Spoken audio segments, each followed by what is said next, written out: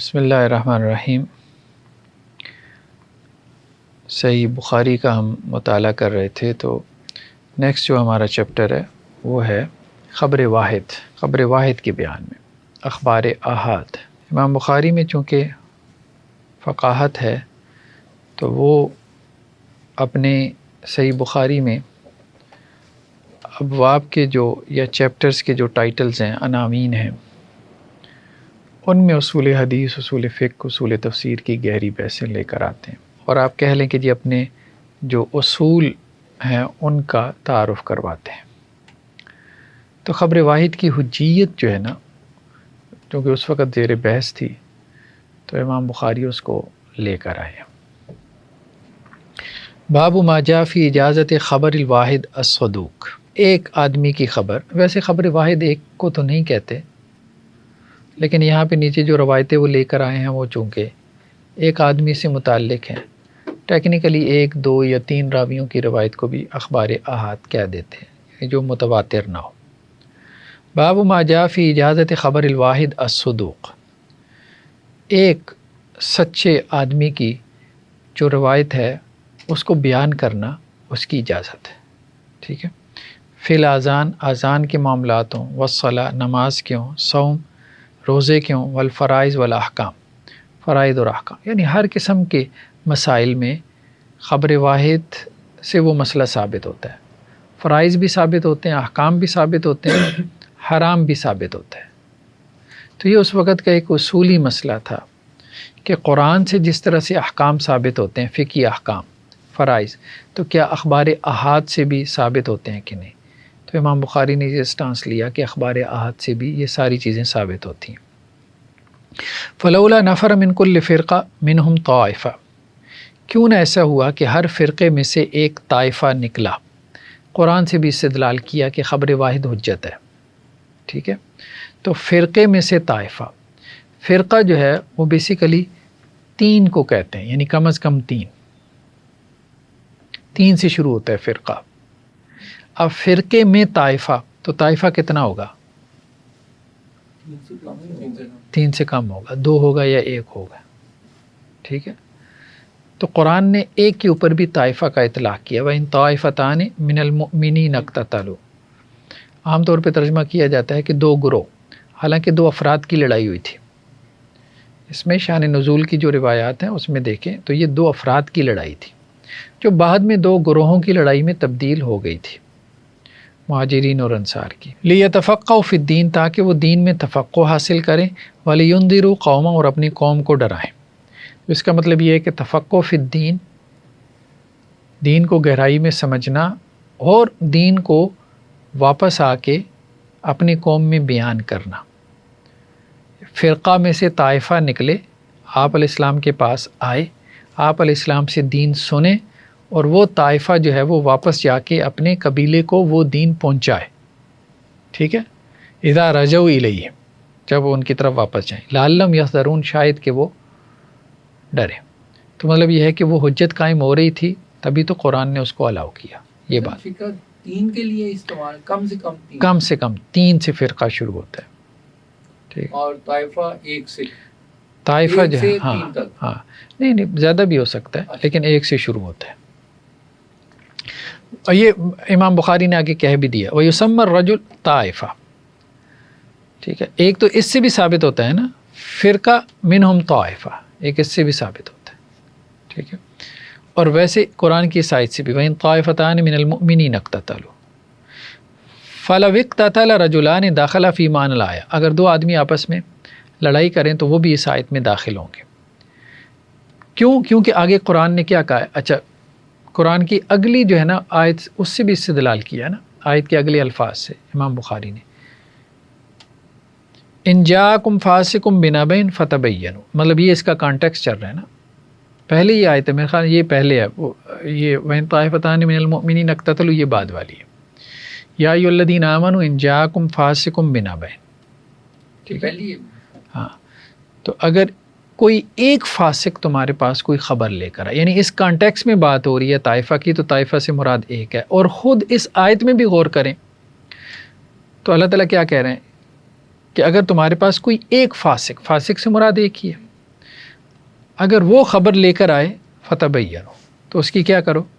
تو اس کا مطلب یہ ہے کہ تحقیق کے بعد صحیح ثابت ہو سکتی ہے تو قبول کر لو. وَكَيْفَ بَعَثَ النَّبِيُّ أُمَرَاءَهُ وَاحِدًا بَعْدَ وَاحِدٍ، پھر آپ علیہ السلام نے اپنے عمراء کو بھیجا جو گورنر آپ بنا کے بھیجتے تھے یمن کی طرف، جیسے ابو موسیٰ اشعری کو بھیجا، حضرت معاذ بن جبل کو بھیجا، حضرت علی کو بھیجا، مختلف علاقوں کی طرف آپ نے گورنر بھیجے. اب وہ ایک ہی گورنر ہوتا تھا، ٹھیک ہے. فَإِن سَهَا أَحَدٌ مِّنْهُمْ رُدَّ إِلَى السُّنَّةِ، تو اگر ان میں سے کوئی ایک سنت کو بھول گیا تو دوسرا اس کو سنت یاد دلا دیتا. تو خیر بہرحال تشریح میں تو وہی بات آ گئی آخر میں آ کے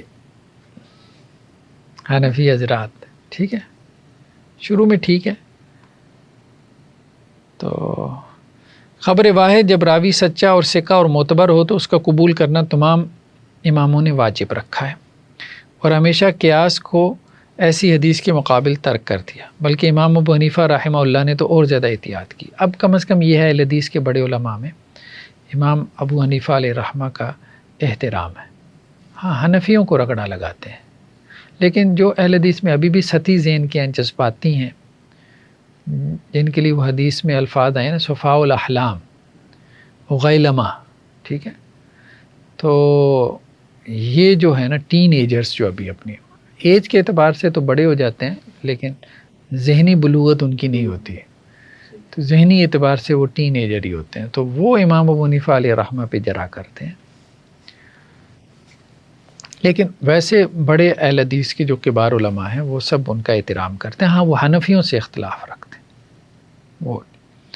تو اب دیکھیں، اب یہ بہت زیادہ یہ سخت ہے نا، یہ ہم نے دیکھے ان کے کمنٹس صحیح بخاری میں حناف کے بارے میں، لیکن امام ابو حنیفہ کے بارے میں تو اور مطلب بالکل اللہ تعالیٰ امام ابو حنیفہ کو جزائے خیر دے، وہ اہل سنت یعنی اہل حدیث کے پیشوا تھے. ہمارے زمانے میں جو لوگ اپنے تئیں حنفی کہتے ہیں اور صحیح حدیث کو سن کر بھی قیاس کی پیروی نہیں چھوڑتے، وہ سچے حنفی نہیں ہیں، ٹھیک ہے، بلکہ بدنام کنندہ ہیں، اپنے امام کے جھوٹے نام لے ہوئے ہیں. سچے حنفی اہل حدیث ہیں جو امام ابو حنیفہ کی ہدایت اور ارشاد کے مطابق چلتے ہیں، اور تمام عقائد اور صفات، ٹھیک ہے، اور اصول میں ان کے اعتقاد اور ہم عمل ہیں. ٹھیک، تو اب مطلب یہ ہے کہ حنفیوں کو رگڑا لگاؤ، امام ابو حنیفہ جو ہے ان کو سیف سائڈ دو. لیکن ہم یہ کہتے ہیں کہ یار ان کو بھی رگڑا لگانے کی کیا ضرورت ہے، اختلاف کرو بس ادب کے ساتھ. اصل بات یہ، اور یہ ختم ہو چکا ہے، یہ اصل میں منہجی مسئلہ ہے.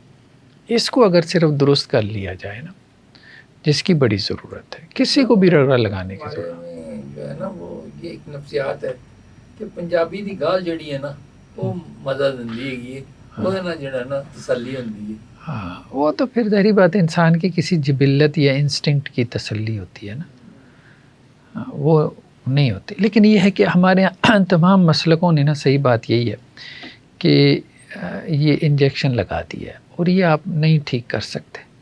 اب عام کسی تقریب پہ جائیں نا، مطلب چونکہ ہم لوگ ذرا مذہبی گھرانے سے تعلق رکھتے ہیں تو مذہبی لوگ جاننے والے ہیں، تو وہ کسی تقریب میں چلے جائیں تو یقین مانیں وہ کسی کھانے کی ٹیبل پہ بھی بیٹھے نا تو مولوی حضرات صرف کرٹیسائز کرتے ہیں. مطلب آپ میں 1000 باتیں ہوں گی اپریشیٹ کرنے کی، لیکن 2-4 باتیں آپ سے اس سے اختلاف ہوگا تو اچھا وہ یہ اختلاف اس کا اظہار شروع کر دے گا. آپ میں یہ مسئلہ، آپ میں یہ مسئلہ، میں آپ کو یہ نصیحت کرتا ہوں، آپ اس پہ ذرا تنہائی میں ذرا غور کیجئے گا، فلاں کیجئے گا، ڈمکان کیجئے گا. مطلب وہ اب جا کے اپنے واپس جا کے 4 بندوں کو بتائے گا کہ میں نے وہ فلاں فلاں کو دیکھو، میں نے اسے اس کے منہ پہ جا کے نصیحت کی ہے، مطلب میں نے بڑا کوئی حق کا فریضہ سر انجام دیا. اچھا دنیا دار لوگوں کے پاس بیٹھ جائیں نا، آپ میں 1000 خرابیاں ہوں، 2-4 آپ کے اندر خوبیاں، اس کو اپریشیٹ کرتے ہیں. بندہ بڑا وہ انبساط دل کے ساتھ، کشادگی کے ساتھ ان کے ساتھ بیٹھتا ہے، وہ ہنسی خوشی جیسے کوئی زندگی میں مطلب لگتا ہے کہ جی کوئی زندگی. لیکن یہ ہے کہ ہمارے ہاں مولوی طبقہ بہت ہی جسے کہتے ہیں نا کہ سڑا بجھا ہوا ہے. صحیح بات یہ ہے، اندر سے اس کی کنڈیشننگ ایسی کر دی گئی ہے نا کہ بات ہی تنقید سے شروع کرنی ہے، کوئی خیر کی بات وہ کرنے کی اہلیت ہی نہیں رکھتا. اس کے اندر سے وہ خیر ہی ختم کر دی گئی ہے. مطلب وہ ہر وقت اس پوزیشن میں ہوتا ہے کہ میں اس کو نصیحت کروں، حق بات قبول کرو، حق بات قبول کرو. بھائی اب حق بھی ریلیٹیو ہو چکا ہے، اس بات کو سمجھو. وہ حق تمہارے نزدیک حق ہے، اگلے کے نزدیک وہ حق ہے ہی نہیں. تو جتنا تم یہ پوزیشن لے رہے ہو کہ اچھا آپ میری بات پہ غور کیجیے گا، آپ میری نصیحت پہ عمل کیجیے گا، وہ کیوں نہیں آپ کو یہ بات کہہ سکتا جس کو آپ نصیحت کر رہے ہو آپ؟ اچھا میں یہ لوگ یہ سمجھتے ہیں شاید اہل حدیثوں میں عقیدے کی خرابی نہیں ہے. اہل حدیثوں میں سب سے زیادہ عقیدے کی خرابی ہے. سب سے زیادہ عقیدے کی خرابی جو ہے وہ اہل حدیثوں کے اندر ہے، اور وہ یہ والا ہے کہ وہ نبوی لب و لہجے اور یقینیت کے ساتھ گفتگو کرتے ہیں. اور یہ خرابی دوسرا آپ کو وہاں نظر آتی ہے غامدی مکتب فکر میں. یہ دونوں ایک ہی لیول کے اوپر ہیں. اچھا وہ جو صوفی ہے نا، وہ حالانکہ اس کے اعتقاد میں کہا جاتا ہے کہ بہت زیادہ بگاڑ ہے، لیکن اس میں آپ کو یہ عقیدے کی خرابی نظر نہیں آئے گی. اس میں ہمبلنس ہوتی ہے، عاجزی ہوتی ہے. کہتا ہے یار کیا پتہ نہیں آخرت میں اللہ تعالیٰ ہمیں معاف کرے بھی ہیں. اچھا یہ دوسرے کو جہنمی اپنے آپ کو جنتی سمجھ رہا ہوتا ہے. مطلب تبھی تو یہ سٹانس لیتا ہے کہ میں اس مقام پہ ہوں کہ تمہیں نصیحت کروں، کیونکہ میں تو حق کا جو ہے نا علم بردار ہوں. بھئی آپ حق کے علم بردار ہو، یہ کیسے پتہ چلا؟ کہ اللہ نے سرٹیفکیٹ دیا ہے، اللہ نے فیصلہ کر دیا ہے. ہر بندہ اپنے آپ کو حق پہ سمجھتا ہے.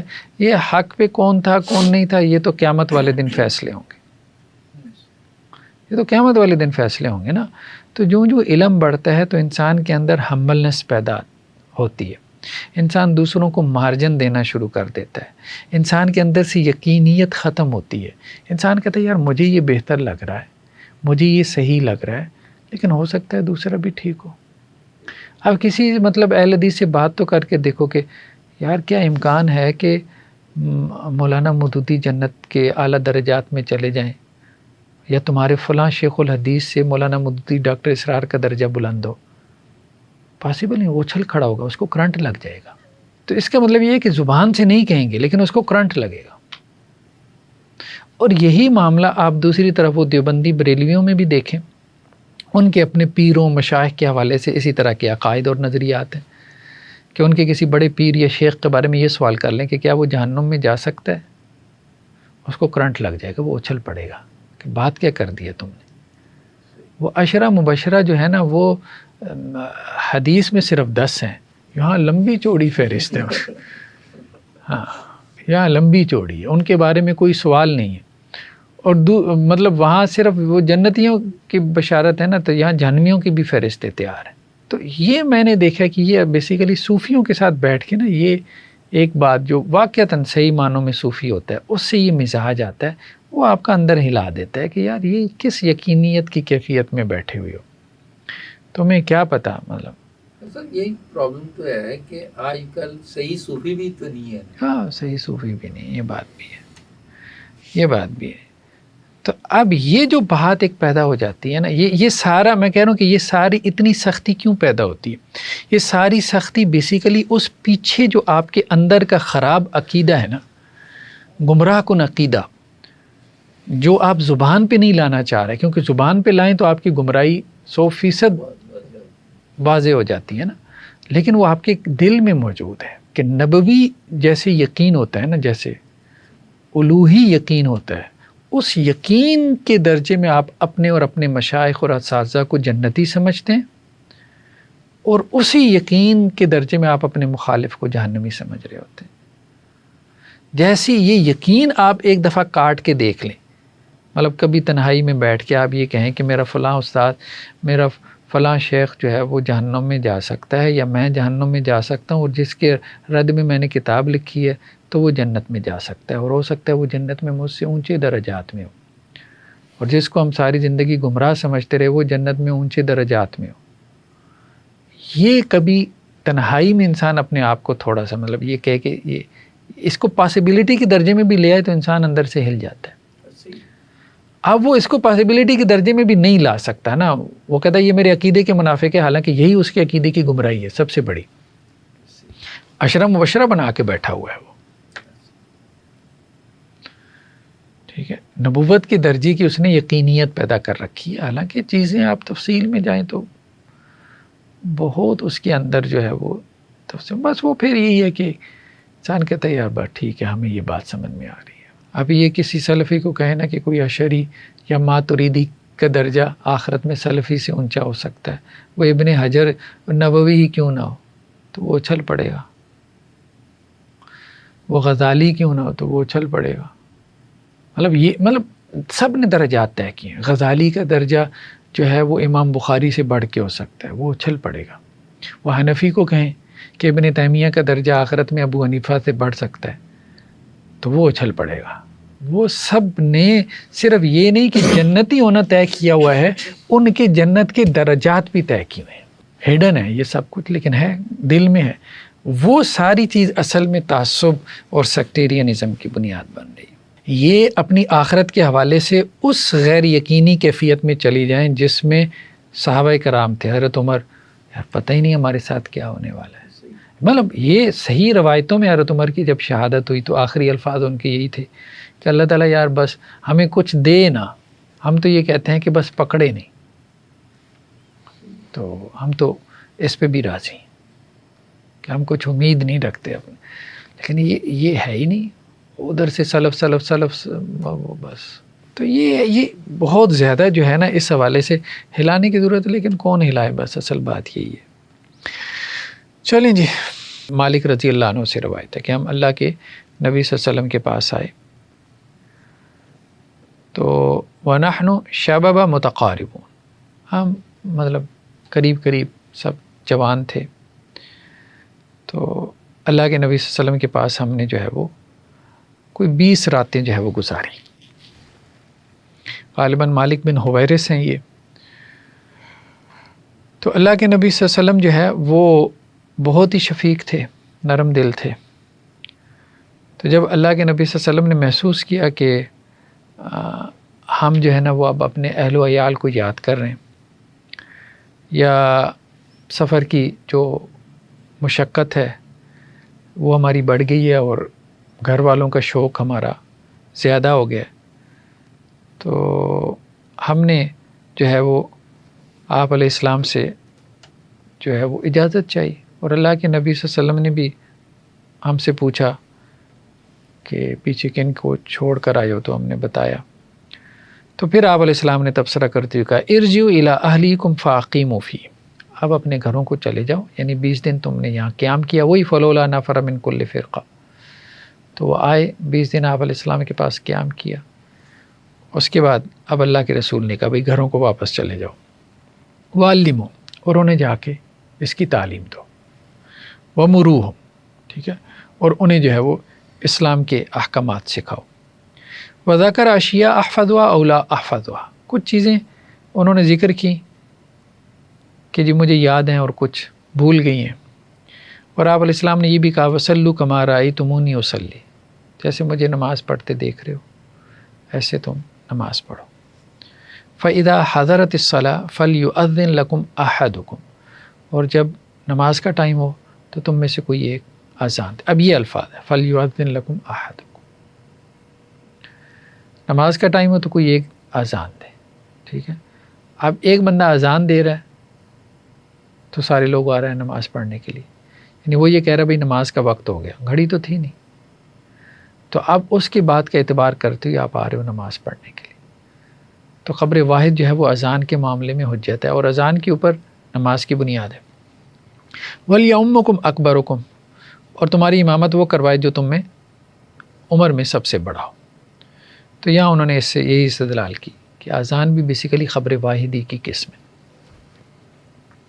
عبداللہ بن مسعود رضی اللہ عنہ سے ہے کہ اللہ کے نبی صلی اللہ علیہ وسلم نے فرمایا لا یمنعن احدکم اذان بلال من سحوری، کہ بلال رضی اللہ عنہ کی جو اذان ہے وہ تمہیں سحری سے مت روکے. 2 اذانیں ہوتی تھیں حضرت بلال رضی اللہ عنہ کی، یہ سحری سے کوئی 15-20 منٹ پہلے ہوتی تھی، اور مقصد یہ ہوتا تھا کہ کسی نے سحری نہیں کی تو اٹھ کے سحری کر لے، یا کسی نے کوئی 2-4 رکعتیں پڑھنی ہے تو اٹھ کے پڑھ لے.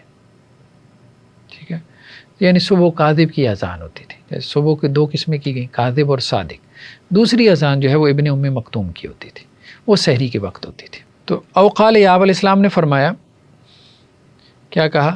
ینادی، وہ اذان دیتے ہیں، لیرجع قائمکم، تاکہ جو تم میں سے کھڑا ہے تو وہ کیا کرے، واپس آ جائے. وَيُنَبِّهَ نَائِمَكُمْ، اور جو تم میں سے سویا ہوا ہے اس کو جو ہے وہ بیدار کر دے. وَلَيْسَ الْفَجْرُ أَن يَقُولَ هَكَذَا، اور فجر جو ہے نا وہ اس طرح سے نہیں ہوتی، یعنی جیسے وہ سیدھی لمبی دھاری نکلتی ہے نا، جس کو کہتے ہیں کہ جی بھیڑیے کی دم کی طرح افق ہارزن میں سے سفید روشنی اوپر کو جاتی ہے. تو آپ علیہ السلام نے اس طرح سے اشارہ کر کے کہا کہ ایسے نہیں ہوتی ہے بلکہ ایسے ہوتی ہے، جب افق میں جو ہے وہ پھیل جاتی. وجمع یحییٰ کفی حتی یقول ہکذا ومد یحییٰ اصبعی السبابتین. ٹھیک ہے، تو یحییٰ جو ہیں انہوں نے اپنی دونوں ہتھیلیاں جو ہے وہ پھیلا کے بتایا کہ اس طرح سے آپ علیہ السلام نے کہا کہ وہ پھیل جاتی ہے. عبداللہ بن عمر سے ہے، وہ اللہ کے نبی صلی اللہ علیہ وسلم سے نقل کرتے ہیں کہ آپ علیہ السلام نے فرمایا ان بلالا ینادی بلیل، بلال کی اذان جو ہے وہ رات کے وقت میں ہوتی ہے، صبح کاذب میں. فکلوا واشربوا حتی ینادی ابن ام مکتوم، تو کھاؤ پیو یہاں تک کہ ابن ام مکتوم جو ہے وہ اذان دے.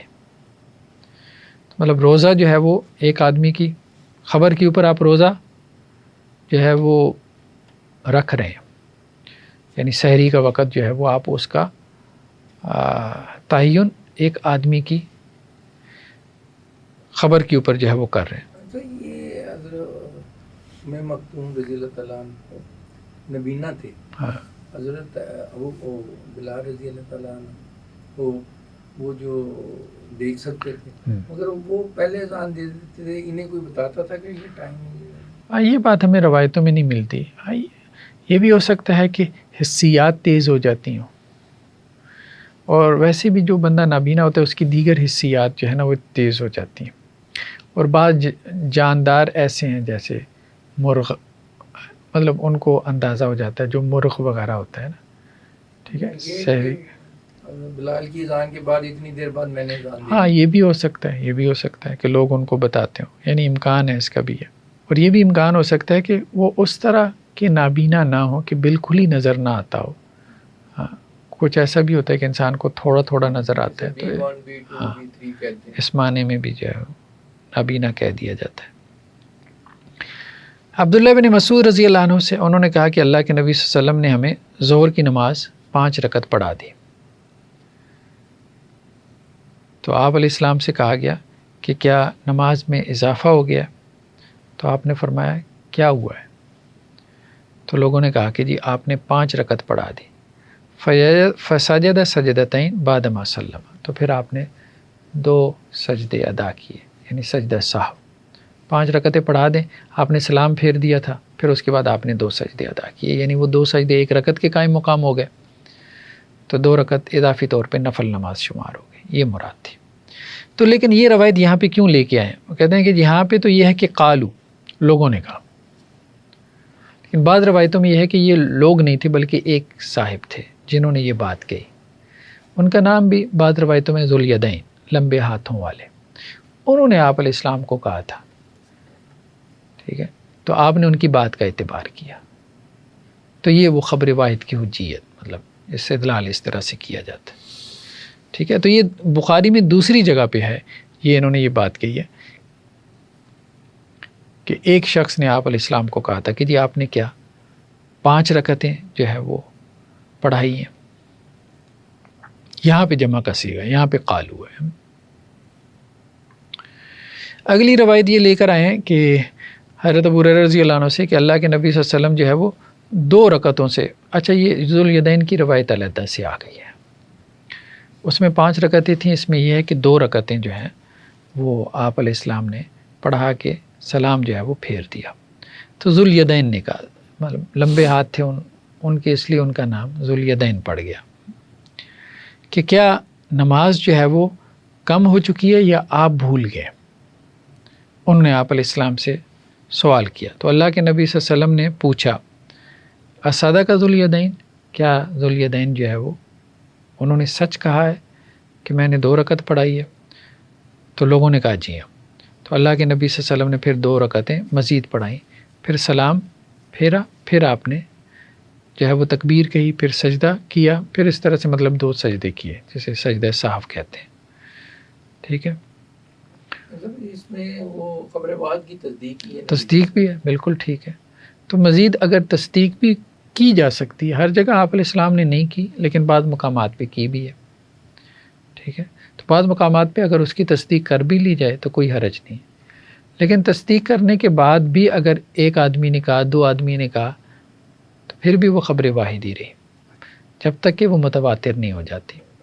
اصول حدیث میں خبر واحد کا مطلب یہ نہیں ہوتا کہ ایک راوی کی روایت، 2 کی بھی خبر واحد ہوتی ہے، 3 کی بھی خبر واحد ہوتی ہے. بعض تو یہ کہتے ہیں کہ جب تک متواتر نہ ہو جائے تب تک وہ خبر واحد ہوتی ہے. خبر واحد کے بھی ٹائپس ہیں، عزیز، غریب. ہاں، عزیز، غریب، مشہور، یہ خبر واحد کی اقسام ہیں. عبداللہ بن دینار جو ہے وہ عبداللہ بن عمر سے نقل کرتے ہیں کہ لوگ جو ہے وہ قباء میں صبح کی نماز جو ہے وہ پڑھ رہے تھے. اس جاءہم آت، ایک آنے والا آیا، یعنی ایک آدمی تھا.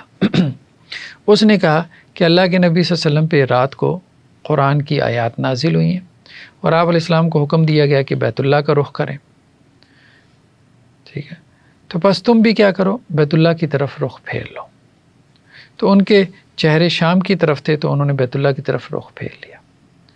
یعنی قبلہ کی تبدیلی میں انہوں نے ایک شخص کی خبر کا اعتبار کیا. ٹھیک ہے، یا قرآن کے پہنچنے میں بھی، قرآن کے ثبوت میں بھی ایک آدمی کی خبر کا اعتبار کیا کہ قرآن نازل ہوا، تو انہوں نے کہا ٹھیک ہے. یعنی کسی نے جا کے اللہ کے رسول صلی اللہ علیہ وسلم سے تصدیق نہیں چاہی کہ جی یہ قرآن نازل ہوا یا یہ حکم نازل ہوا کہ نہیں. اس کا مطلب یہ ہے کہ خبر واحد سے اگر کوئی حکم پہنچے تو وہ حجت تھا، تبھی تو انہوں نے اپنے نماز کے اندر ہی اپنا قبلہ جو ہے وہ چینج کر لیا. ٹھیک ہے، تو یہ مسجد قباء والوں نے یہ کام کیا.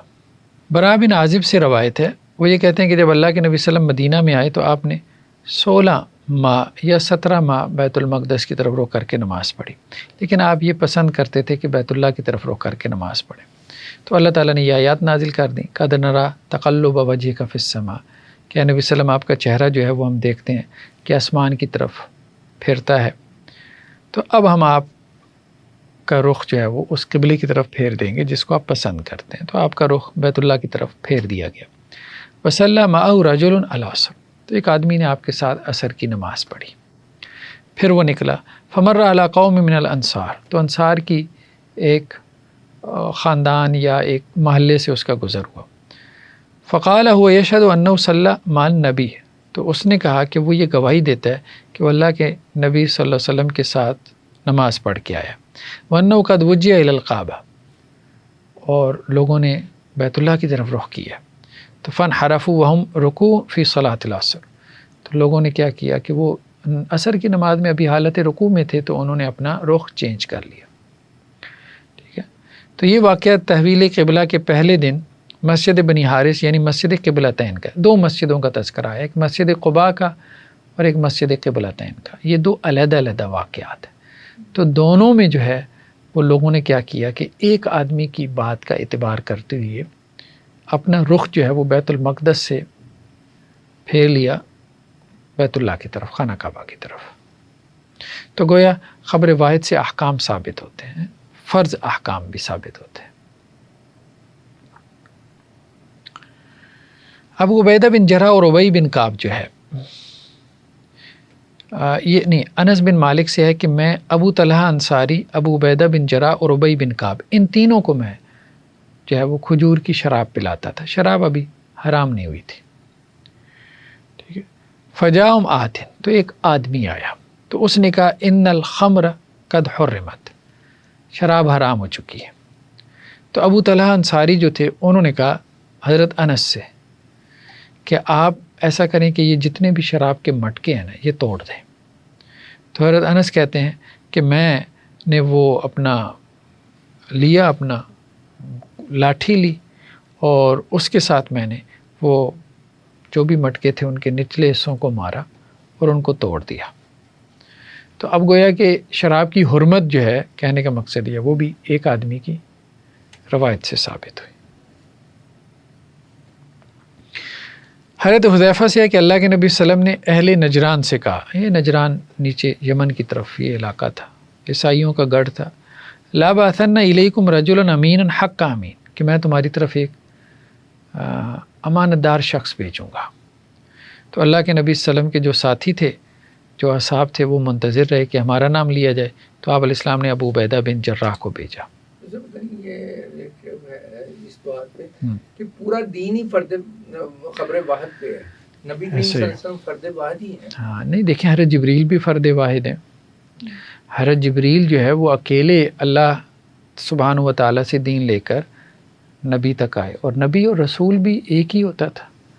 کم ہی قومیں ہیں، جیسا کہ سورہ یاسین میں ہے، فَعَزَّزْنَا بِثَالِثٍ، ایک بھیجا، پھر دوسرا بھیجا، پھر تیسرے کے ساتھ تقویت بخشی، لیکن عام طور پہ قوموں کی طرف ایک ہی نبی آتا تھا، اور نبی کی طرف بھی ایک ہی فرشتہ آتا تھا۔ تو نبی سے بھی آگے جو لوگ سنتے تھے، جیسے آپ علیہ السلام سے جو لوگ دین سن کے اپنے گھروں میں جا کے بتاتے تھے، جیسے صحابہ کرام ہیں، اگرچہ وہ مدینہ میں ہیں، تو انہوں نے آپ علیہ السلام سے آیات سنی اور اپنے گھروں میں جا کے اپنی بیوی بچوں کو سکھا دیں، تو وہ ٹھیک ہے، اس سے قرآن بھی ثابت ہو رہا تھا، نماز بھی ثابت ہو رہی تھی، فرائض، احکامات، ارکان اسلام، عقائد، سب کچھ، پورا دین ثابت ہو رہا تھا۔ ایسے ہی تھا۔ پھر آپ علیہ السلام نے جو خط لکھے بادشاہوں کو، اور صرف وہ محض دعوتی خطوط نہیں تھی، اسی کی بنیاد پہ بعد میں جنگیں ہوئیں، یعنی ان کا خون جو ہے نا وہ حلال ہوا، ٹھیک ہے، تو اس سے حجت قائم ہوئی تھی، تبھی تو ان کے ساتھ جنگ جائز ہوئی۔ یہ بات وہ کر رہے ہیں۔ اسی طرح گورنر اور عامل جو آپ علیہ السلام نے بنا کر بھیجے، وہ بھی سنگل ہوتے تھے، واحد ہوتے تھے، ایک ہی ہوتا تھا۔ پھر مؤذن ایک ہے، ٹھیک ہے، بڑی دلیل یہ ہے۔ پھر اس طرح سے کافی ساری انہوں نے یہاں روایتیں جمع کر دی ہیں۔ حضرت عبداللہ ابن عباس جو ہے وہ حضرت عمر رضی اللہ عنہ سے نقل کرتے ہیں کہ وہ یہ کہتے ہیں کہ جی ایک انصاری تھا جو میرا دوست تھا، جب وہ اللہ کے نبی صلی اللہ علیہ وسلم سے غیر حاضر ہوتا، یعنی بازار میں وہ کام کر رہا ہوتا، تو میں آپ علیہ السلام کے پاس حاضر ہوتا، اور جو آپ کے پاس علم ہوتا تھا وہ میں آپ سے حاصل کرتا تھا، اور جب میں غائب ہوتا تھا تو وہ میرا انصاری دوست آ کے آپ علیہ السلام سے وہ علم حاصل کرتا تھا، یعنی باری ان دونوں نے مقرر کی ہوئی تھی نا۔ تو وہ انصاری صحابی سارا دن جو حدیثیں سنتا تھا وہ حضرت عمر کو سناتا تھا، اور حضرت عمر جو سنتے تھے وہ اس کو سناتے۔ تو یہاں بھی خبر واحد سے ہی وہ علم جو ہے وہ آگے ٹرانسفر ہو رہا ہے، ٹھیک ہے۔ حضرت علی سے ہے کہ اللہ کے نبی صلی اللہ علیہ وسلم نے ایک لشکر بھیجا اور ان کے اوپر ایک آدمی کو امیر بنایا، کوئی انصاری صحابی تھے، تو وہ ان کی آپس میں نا کوئی چپکلش ہو گئی، مطلب امیر جو ہے وہ اپنے مامورین سے ناراض ہو گئے، تو انہوں نے کہا بھی لکڑیاں جمع کرو اور آگ لگاؤ۔ انہوں نے آگ لگائی، انہوں نے کہا بھی اس میں کود جاؤ، ٹھیک ہے۔ تو اب اس میں سے کچھ لوگ کودنے لگے، کچھ پیچھے ہو گئے، اور انہوں نے کہا انما فررنا منہا، کہ ہم تو اس آگ سے تو بھاگ کے ہم ایمان لائے ہیں، تو اب ایمان لانے کے بعد دوبارہ آگ میں کود جائیں، یہ بات تو ہمیں سمجھ میں نہیں آ رہی، یعنی آگ ہی سے تو بھاگے ہیں۔ تو انہوں نے واپس آ کے اللہ کے نبی صلی اللہ علیہ وسلم سے اس کا تذکرہ کیا، تو آپ علیہ السلام نے فرمایا کہ جو لوگ اس آگ میں کودنا چاہتے تھے اگر داخل ہو جاتے تو پھر واپس اس آگ سے نہ نکل پاتے، قیامت کے دن تک وہ اس آگ میں رہتے، ٹھیک ہے، یعنی انہیں عذاب قبر ہوتا۔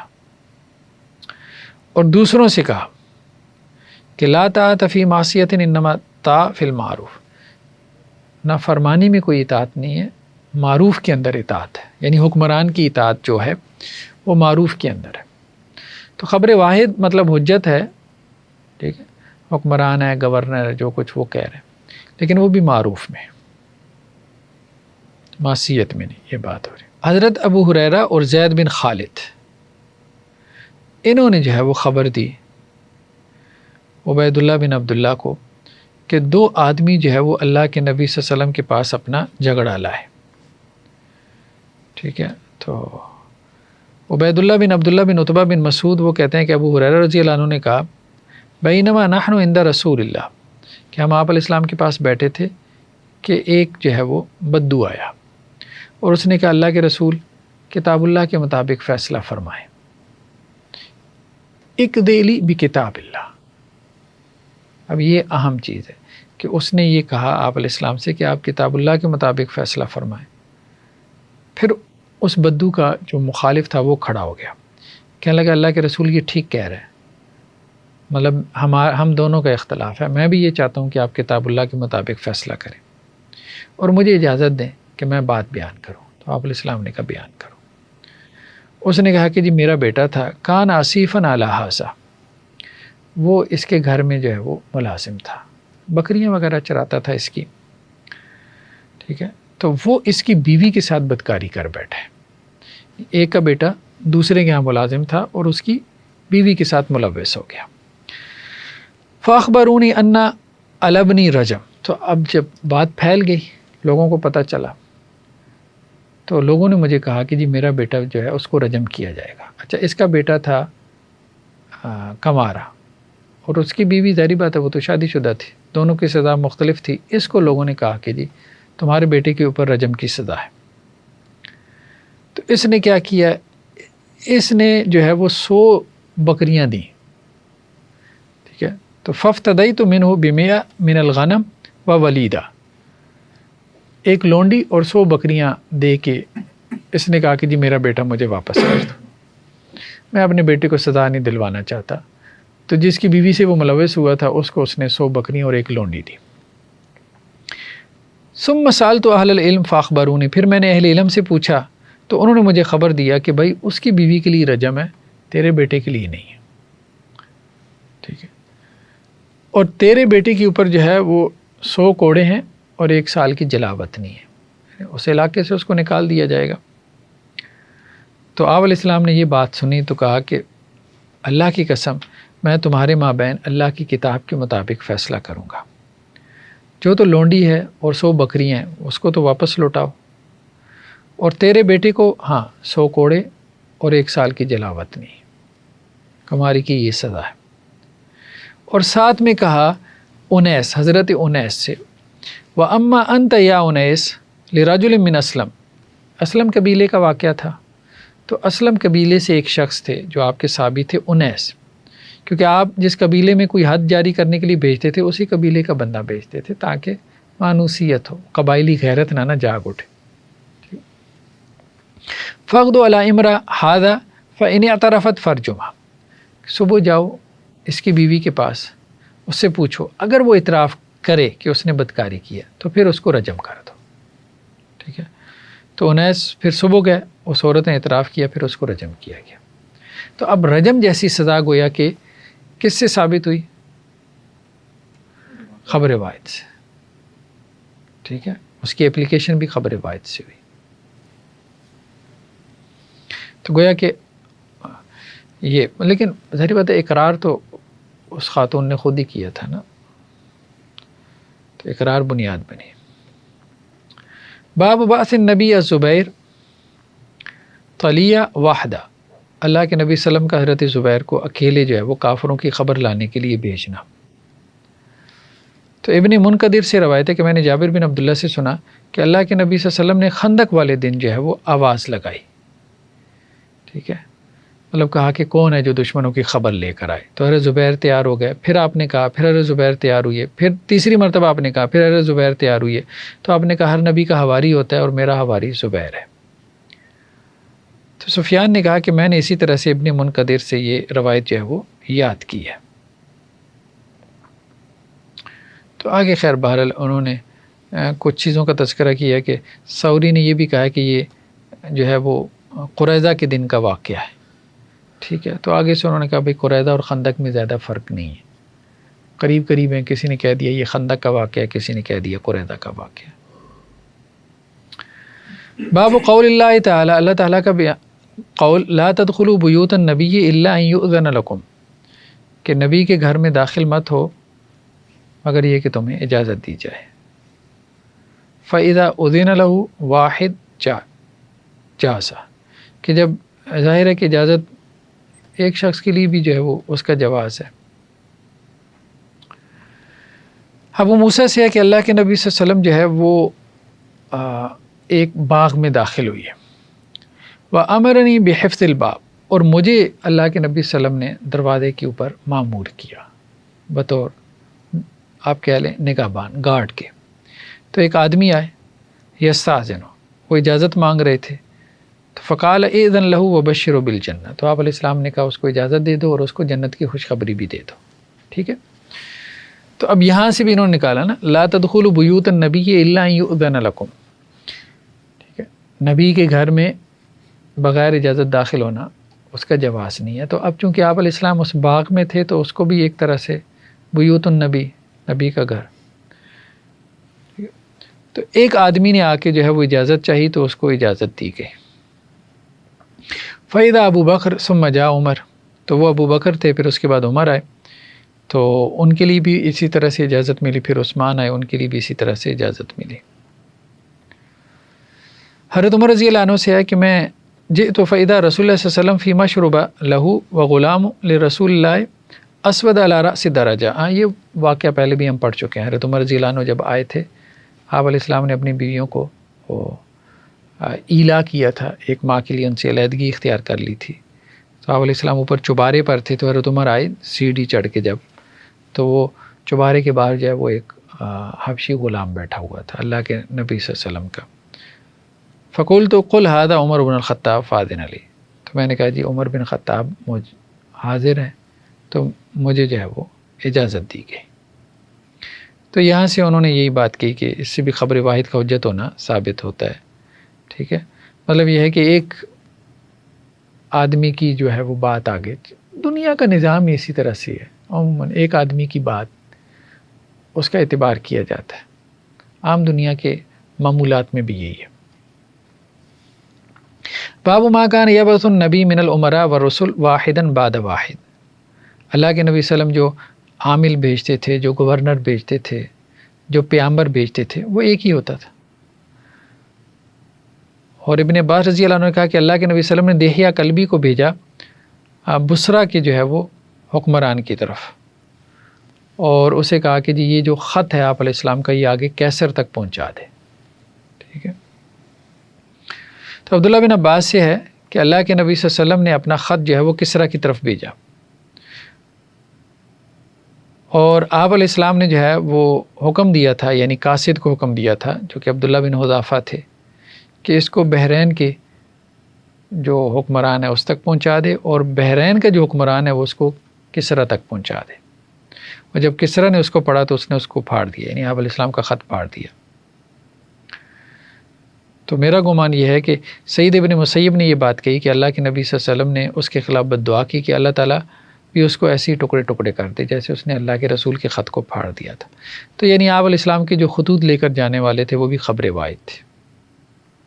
سلمہ بن اکوع سے ہے کہ اللہ کے نبی صلی اللہ علیہ وسلم نے کسی شخص سے کہا جو کہ اسلم قبیلے سے تعلق رکھتا تھا کہ اپنے قوم میں، اپنے قبیلے میں جا کے اذان دو، اور لوگوں میں جو ہے انہیں کہو کہ جی عاشورہ والے دن جو ہے وہ روزہ رکھیں. جس نے کھانا کھا لیا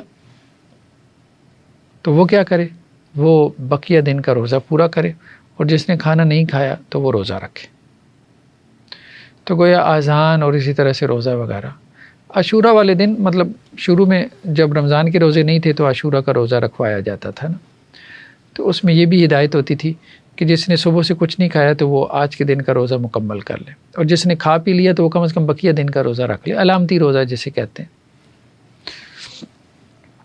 اللہ کے نبی صلی اللہ علیہ وسلم کے جو وفود تھے، وساط النبی، ٹھیک ہے، وفود العرب ان یبلغوا من وراءہم، تو اللہ کے نبی صلی اللہ علیہ وسلم نے اپنے وفود کو وصیت کی تھی کہ وہ آپ علیہ السلام کے احکامات کو آگے پہنچائیں. ٹھیک ہے. تو یہ روایت پہلے بھی آ چکی ہے حضرت عبداللہ ابن عباس سے کہ عبد القیس کا جو وفد تھا آپ علیہ السلام کے پاس آیا تو آپ نے پوچھا بھائی کون ہو، تو انہوں نے کہا جی ہم ربیہ قبیلے سے ہیں.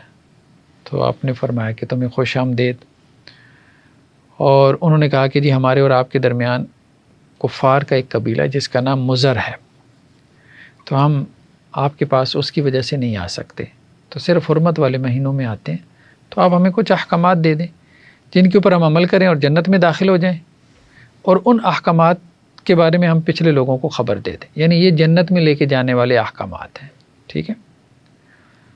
تو انہوں نے آپ علیہ السلام سے پینے والی چیزوں کے بارے میں سوال کیا، تو آپ علیہ السلام نے انہیں 4 چیزوں سے منع کیا اور 4 کا ان کو حکم دیا، اور جن چیزوں کا حکم دیا ایمان باللہ کا، اور ساتھ میں پوچھا کہ بھئی تمہیں پتہ ایمان باللہ کیا ہے؟ انہوں نے کہا اللہ اور اس کا رسول بہتر جانتا ہے۔ تو آپ علیہ السلام نے فرمایا گواہی دینا اللہ کے سوا کوئی معبود نہیں اور محمد صلی اللہ علیہ وسلم اللہ کے رسول ہیں، نماز قائم کرنا، زکوٰۃ ادا کرنا، رمضان کے روزے رکھنا، اور مال غنیمت میں سے 20واں حصہ نکالنا، اور 4 قسم کے برتنوں سے ان کو منع فرمایا، اور کہا کہ احفظوہن، ان کو یاد کرو، وابلغوہن من وراءکم، پچھلوں کو پہنچا دو۔ یہ نہیں کہا کہ 4 کی ٹولیوں میں جا کے پہنچاؤ، مطلب استدلال یہ ایک بندہ بھی اپنے گھر والوں کو جا کے پہنچاتا ہے تو بس ٹھیک ہے، یہ وہ اعمال ہیں جن سے جنت میں داخل ہو رہے ہیں، یہ وہ اعمال ہیں یا یہ وہ احکامات ہیں جن سے حرام ثابت ہو رہا ہے، حلال ثابت ہو رہا ہے، یہ بات کہہ رہے ہیں۔ لاسٹ جو انہوں نے تذکرہ کیا وہ ہے باب خبر المرأة الواحدہ، عورت کی جو خبر واحدہ وہ بھی حجت ہے، صرف مرد کی نہیں، عورت کی بھی۔ تو شعبی جو ہے نا وہ یہ کہتے ہیں کہ ارأیت حدیث الحسن عن النبی صلی اللہ علیہ وسلم، کہ تم ذرا غور کرو کہ حسن بصری جو ہے وہ اللہ کے نبی صلی اللہ علیہ وسلم سے کیسے مرسل روایتیں نقل کرتے ہیں، اور میں عبداللہ بن عمر کے پاس تقریباً 2 سال یا کوئی 2.5 سال جو ہے وہ بیٹھا ہوں گا، تو میں نے ان سے اللہ کے نبی صلی اللہ علیہ وسلم سے صرف یہی حدیث سنی ہے، یعنی عبداللہ بن عمر سے، حالانکہ وہ صحابی رسول تھے، لیکن حسن بصری وہ معلوم نہیں جو ہے وہ اتنی زیادہ حدیثیں کیسے بیان کر لیتے ہیں، تو وہ مرسل روایتیں بیان کرتے تھے۔ تو اللہ کے نبی صلی اللہ علیہ وسلم کے جو صحابہ تھے ان میں جو ہے وہ حضرت سعد تھے۔ تو لوگ جو ہے نا وہ دسترخوان میں بیٹھے تھے کھانا کھانے کے لیے، تو ایک خاتون نے جو ہے وہ، یعنی آپ علیہ السلام کے گھر والوں میں سے، اہل بیت میں سے ایک خاتون نے جو ہے وہ آواز لگائی، انہ لحم ضب، کہ یہ گوہ کا جو ہے وہ گوشت ہے، سانڈا کہہ دیتے ہیں، گو کہہ دیتے ہیں۔ تو لوگ جو ہے وہ گوشت کھانے سے رک گئے، دسترخوان بچھا ہوا تھا، لوگ کھانے کے لیے بیٹھے تھے، تو کسی زوجہ نے آواز لگائی کہ بھائی یہ گو کا گوشت ہے، تو لوگ رک گئے۔ تو آپ علیہ السلام نے فرمایا کھاؤ، ٹھیک ہے، اور کیونکہ یہ حلال ہے، ٹھیک ہے، ولیکن لیس من طعامی، لیکن مطلب مجھے اس میں کوئی رغبت نہیں ہے تو میرا یہ کھانا نہیں۔ تو یہاں سے بھی خبر واحد کی جو ہے وہ انہوں نے حجیت اس کو ثابت کی۔ بہرحال خبر واحد کی حجیت کے بارے میں بہت ساری روایات ہیں، پوری دنیا کا نظام اس کے اوپر چل رہا ہے، تو اس کا انکار کرنا یہ معقول نہیں ہے۔ باقی ایک بحث ہمارے یہاں یہ پیدا ہوئی کہ خبر واحد سے یقینیت ثابت ہوتی ہے یا ظن غالب ثابت ہوتا ہے، تو یہ اختلافی مسئلہ ہے۔ میجورٹی اسی طرف ہی گئی کہ خبر واحد سے جو ہے وہ ظن غالب ثابت ہوتا ہے، ٹھیک ہے، یعنی ظن غالب میں ایک حکم ثابت ہوتا ہے، یہ غالب ظن یہی ہے، ٹھیک ہے۔ انکار کون کرتا ہے؟ انکار تو زیادہ معتزلہ اس طرف کے ہیں، ٹھیک ہے، اور جدید لوگ ہیں، یہ حنفیوں کا کیوں لگ رہا ہے؟ نہیں نہیں، حنفی تو نہیں انکار، ہاں حنفیوں میں اگرچہ یہ ایک بحث پیدا ہوئی کہ خبر واحد اگر قرآن کے ظاہر کے خلاف ہو، ہاں اس قسم کے جو ان کے اصول ہیں نا، تو پھر اس بنیاد پہ انہوں نے حدیث کو جو ہے وہ ریجیکٹ کیا کہ خبر واحد اگر قرآن کے ظاہر کے خلاف ہو، یا خبر واحد جو ہے وہ حدیث مشہور کے خلاف ہو، جو ان کے فقہا کے یہاں حدیث مشہور ہو، تو وہاں وہ خبر واحد کو تھوڑا پیچھے چھوڑ دیتے ہیں۔ لیکن وہ بھی امام ابو حنیفہ علیہ رحمہ کے اصول نہیں ہیں، وہ بعد کی وضع کردہ اصول ہیں۔ اصول فقہ کی کتاب اس طرح سے امام ابو حنیفہ نے مرتب نہیں کی جیسے امام شافعی نے رسالہ مرتب کی تھی نا، تو بعد میں آنے والوں نے یہ سمجھا کہ شاید ہمارے ائمہ نے ان اصولوں کی روشنی میں یہ فتاوی نقل کیے۔ کنسسٹنٹ تو ہے نا وہی اس میں کہ اب اس کو قطعی مانتے ہیں، جب تواتر سے کوئی حدیث ہو یا قرآن ہو اس کو تو قطعی مانتے ہیں۔ اب یہ تو بات یعنی کہ معقول ہی رکھتی ہے کہ ایک قطعی بات کے سامنے اگر کوئی ظن غالب آ جائے تو وہ قطعی پہ چلیں گے۔ ہاں یہ اہم مسئلہ ہے، یہ بات جو آپ کہہ رہے ہیں نا کہ جی قرآن جو ہے ان کے نزدیک قطعی الثبوت ہے، قطعی الدلالہ ہے، اور خبر واحد جو ہے وہ ظنی الثبوت ہے۔